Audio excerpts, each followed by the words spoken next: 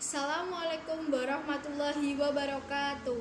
Perkenalkan, nama saya Skadia Utami dan juga teman saya Ali Fatahila. Di sini kami akan mempresentasikan dan juga menjelaskan materi kami yang berjudul Non Aliran dengan tokoh Henry Bersong dan PT Kardin. Jadi pada PPT kali ini kami hanya menjelaskan poin-poin pentingnya saja. Bagi teman-teman yang ingin mengetahui lebih dalam tentang riwayat hidup tokoh dan juga pemikiran tokoh, saya sarankan untuk membaca makalah kami. Baik, inti pembahasan dari materi kami kali ini adalah yang pertama latar belakang pemikiran tokoh, yang kedua adalah riwayat tokoh, dan yang ketiga adalah pemikiran tokoh.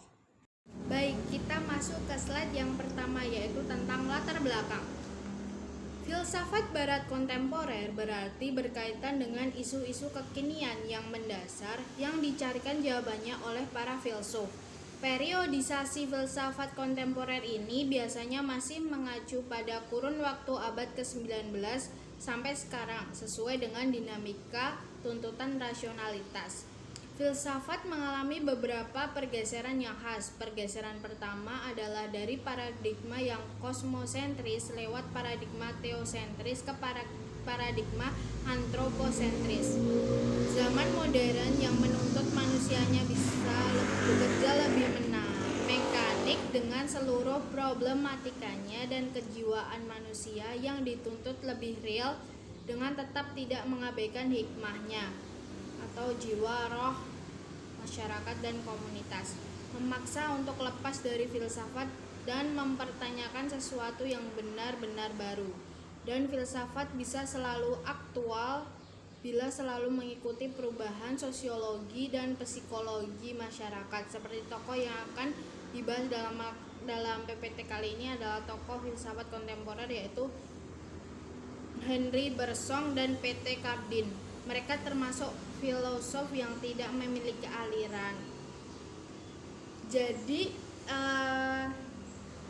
intinya itu pembahasan tentang filsafat di zaman kontemporer sifatnya kan heterogen atau bermacam-macam. Nah, isu pembahasannya salah satunya tentang pemikiran Henry Bersong dan PT Kardin. Mereka dikategorikan sebagai non-aliran di zaman tersebut dikarenakan ketika zaman tersebut aliran yang sangat berkembang pesat, yaitu aliran positivistik. Jadi banyak orang-orang pada saat itu tuh sangat menggandrungi sekali aliran tersebut. Mereka berlomba-lomba untuk seperti mendalami tentang aliran tersebut. Nah, pada awalnya Henry Bersong dan PT Kardin ini mereka tuh terpengaruh oleh pemikiran aliran positivistik tersebut, tetapi lambat laun mereka melakukan kritikan serta penolakan terhadap aliran positivistik karena menurut mereka itu tidak sesuai dengan apa yang mereka pikir, sesuai gagasan yang mereka pikirkan. Kritikan dari Henry dan Kardin melahirkan sebuah gagasan. Nah, gagasan atau pemikiran tersebut itu masuknya ke dalam pembahasan seputar epistemologi secara umum. Jadi pemikiran itu tidak memiliki aliran khusus gitu loh, seperti fenomenologi atau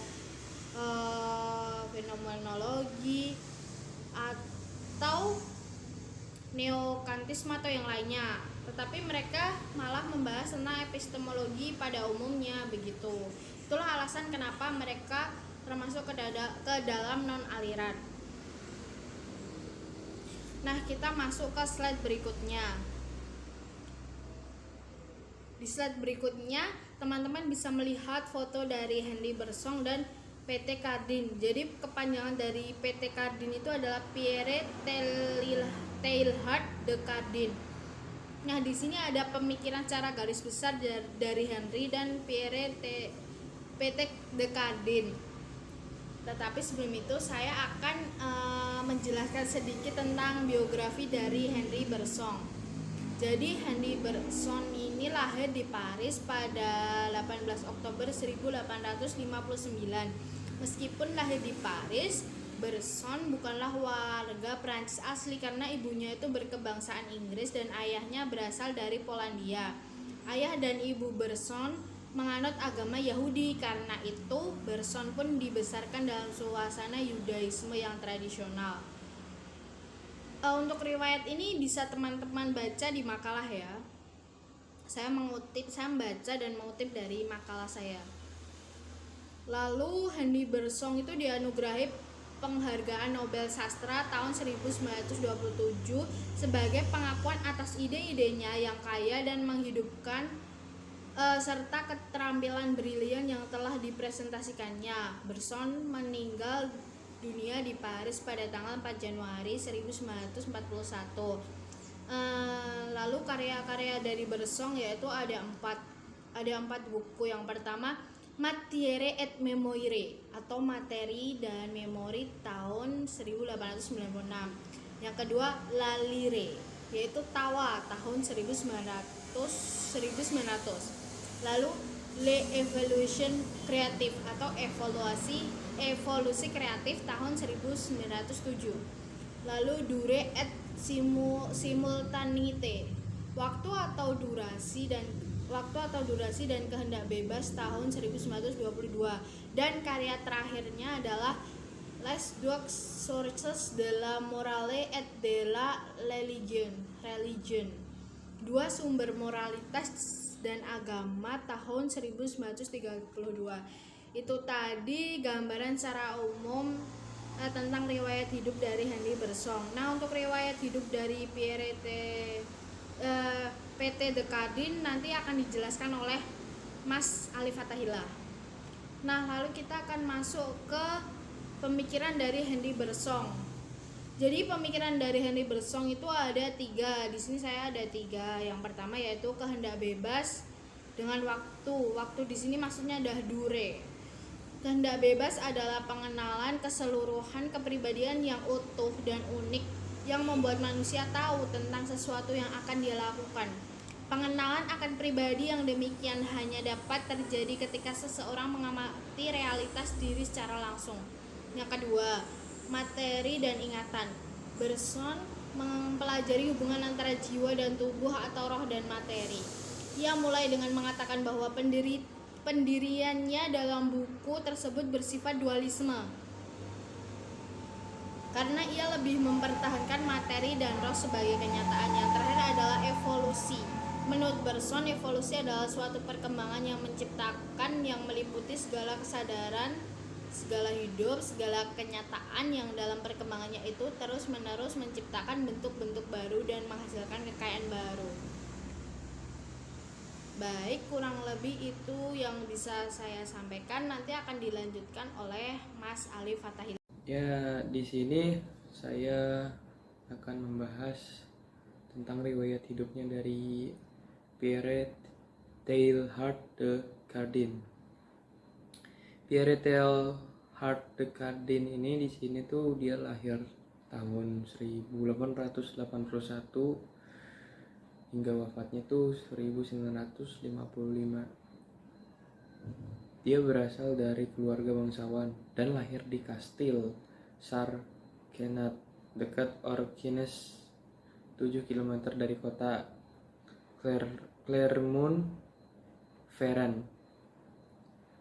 Minatnya untuk batu-batuan usia muda sudah mengisyaratkan perkembangannya di kemudian hari. Pada usia 17 tahun ia masuk ordo Yesuit dan dihabiskan sebagai imam tahun 1991. Studi filsafat dan teologi diadakan di Inggris karena Peter Swift Prancis mengungsi ke sana akibat undang-undang anti-klerikal di Prancis. Sejak tahun 1912 ia banyak belajar geologi dan paleontologi di Paris. Waktu Perang Dunia I ia dipanggil masuk tentara Prancis bagian medis. Sesudah itu ia melanjutkan studinya di Paris dan akhirnya meraih gelar dokter di Universitas Sorbonne dengan sebuah disertasi tentang paleontologi pada tahun 1922.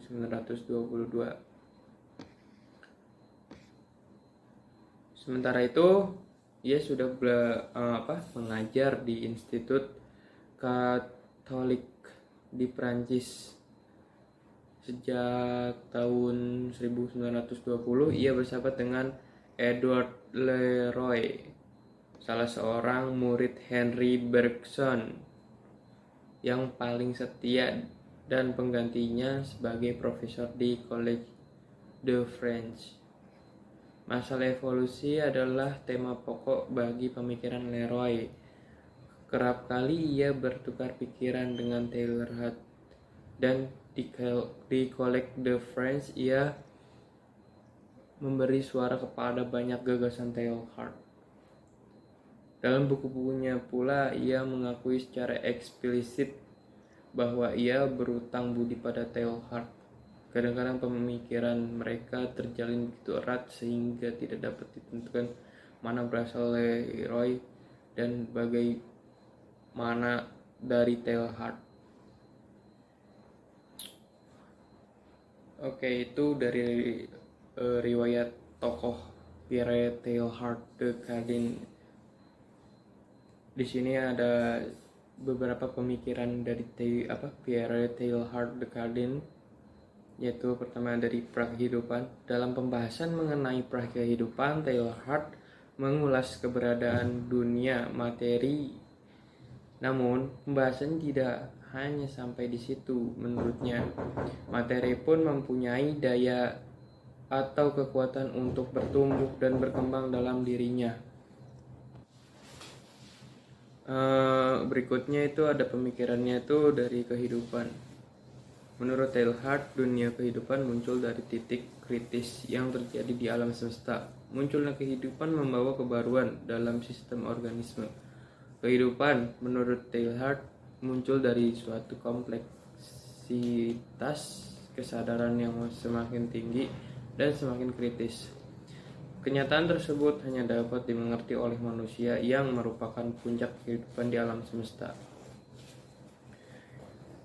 Yang berikutnya itu adalah hukum kompleksitas kesadaran. Teilhard memandang alam raya yang mengembang bumi yang bergolak dan menyejarah bersama kehidupan muka bumi yang tumbuh beraneka ragam sebagai suatu kenyataan yang tidak statis melainkan dinamis dalam perubahan yang berdaya cipta. Yang ada termasuk manusia hanya dapat dimengerti sebagai hasil peristiwa evolusi atau pertumbuhan berangsur-angsur yang berkesinambungan melalui tahapan-tahapan dalam kurun waktu tertentu. Yang terakhir itu ada pikiran. Menurut Teilhard, puncak dari evolusi adalah kesempurnaan bagi kehidupan manusia yang berlangsung dalam nousnya. Hal ini hanya dimiliki oleh manusia. Adanya perkembangan alat-alat ditemukan dalam kehidupan manusia purba merupakan pertanda bahwa noosfer ikut aktif dalam perkembangan hidup manusia. Nah, di sini ada pemikiran secara garis besarnya, yaitu hal yang paling mempengaruhi pemikiran Teilhard adalah ketika ia mempelajari buku Evolution